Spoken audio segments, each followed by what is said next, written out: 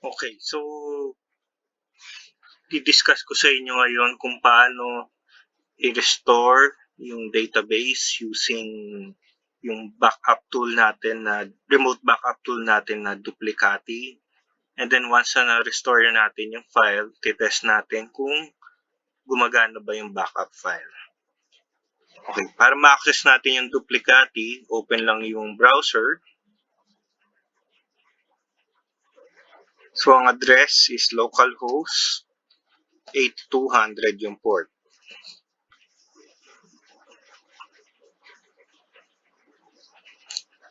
So once na nasa Duplicati na tayo, click nyo lang yung expand, then restore files. And then piliin natin yung file na gusto natin i-restore. So for example, MLA serve, yung weekly na backup.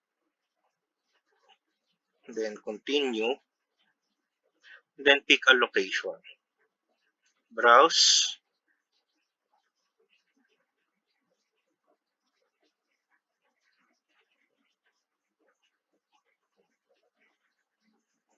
So lagay natin sa desktop.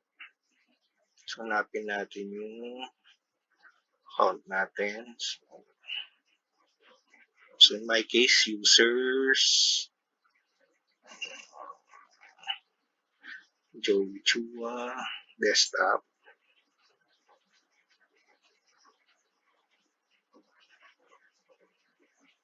And then restore.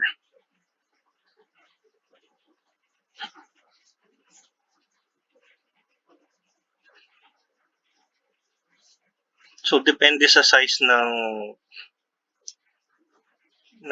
nire-restore na file, tsaka depende sa available na bandwidth, yun yung time na aantayin mo para ma-restore yung file.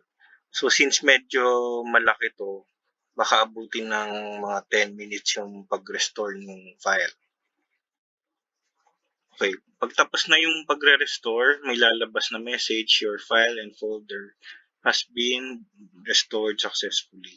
Okay, so tapos kung gusto niyo mag-donate, so click OK lang yan. So pag minimize natin yung screen, ayan, nasa desktop na siya. Okay. Para ma-restore na, para ma-access siya ng SQL, kailangan mo i-add yung SQL service sa mga users na may access sa data na to. So, edit. And then, i-add lang natin yung MSSQL. So, empty service / MSSQL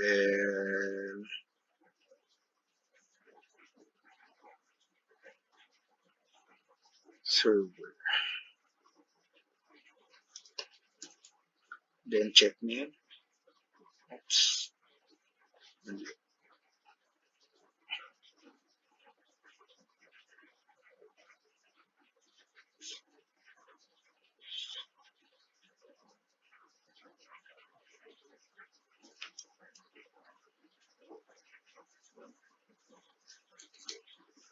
Okay. Yung location pala, huwag mo kalimutan na ipalit sa Here's MNL Live. Kasi magiging, pag-click mo yung check name, magiging MSSQL server. Click OK. And then, make sure na may read access siya. Okay. Okay.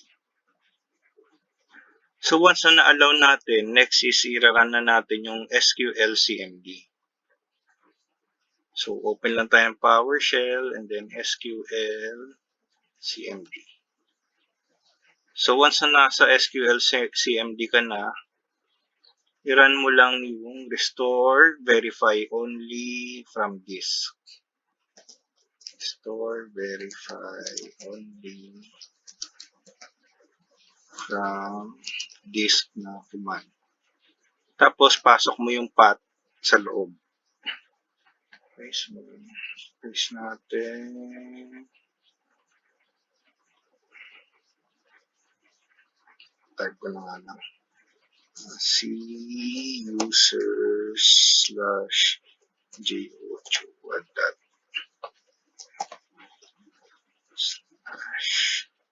So kung hindi gumana sa yung username.mnl, try mo i-omit yung .mnl. Okay. Then desktop / yung file. So cumla. Medyo mahaba. Copy ko na lang.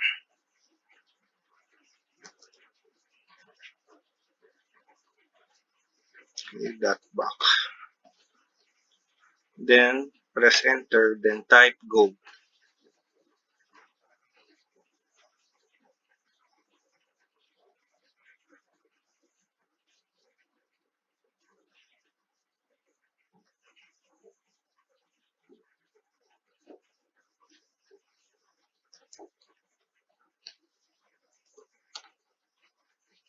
Isang word lang pala yung verify.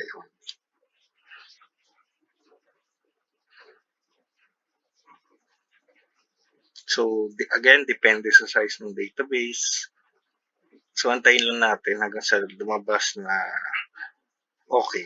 So, the backup set on file 1 is valid. So, pag sinabi niya na valid, ibig sabihin okay yung backup natin. So, exit.